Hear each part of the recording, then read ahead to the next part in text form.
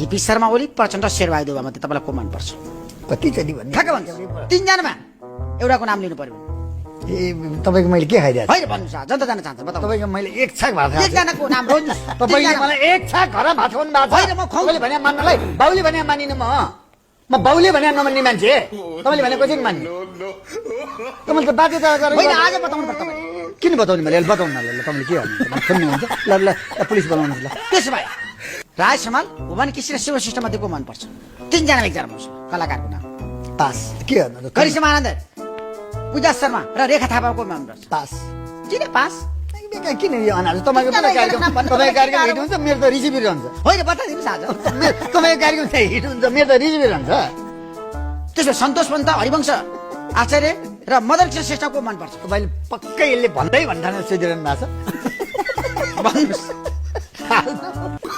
यसले चाहिँ भन्छ है भनेर सोधिरहनु भएको होला होइन नजान्छ फ्लप खानु भने कहाँ म भन्छु तपाईँलाई मन पर्यो मदन कृष्ण श्रेष्ठ कि हरिवंश आचार्य? दुईटै भुवन केसी कि शिव श्रेष्ठ? सँगै भन्नुहोस् न।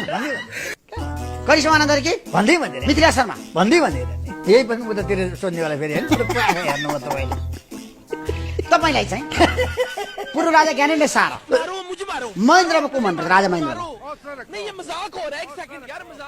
के मन पर्छ भन्नु के मन नपर्छ बाउ छोरा होइन अनि मलाई सबै यो पृथ्वीमा भएका सम्पूर्ण प्राणी मनपर्छ। रामवरण यादव र विद्यादेवी भण्डारीमा को मनपर्छ?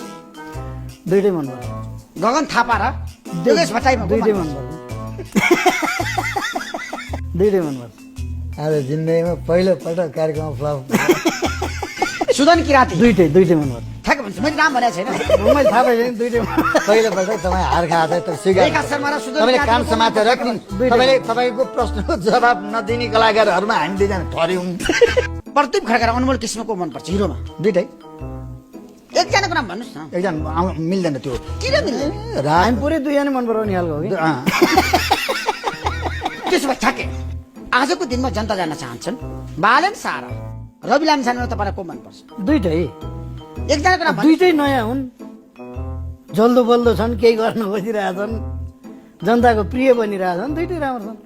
दीपक राजगिरी र दिपेश निरौलाको मनपर्छ? दुइटै यिनीहरूलाई एउटा मात्रै होइन भन्नुहोस् न, दुईजना एकजनाको नाम थाहा एउटा मात्रै भनिदियो भने के हुन्छ होला भन्नु त त्यो एउटा मात्रै भनिदियो भने के हुन्छ होला दुइटै क्या राम्रो जोडीहरू छन् तिनीहरू त नारायण श्रेष्ठ र नारायण बुढबहादुर खड्काको मनपर्छ? दुइटै दुइटै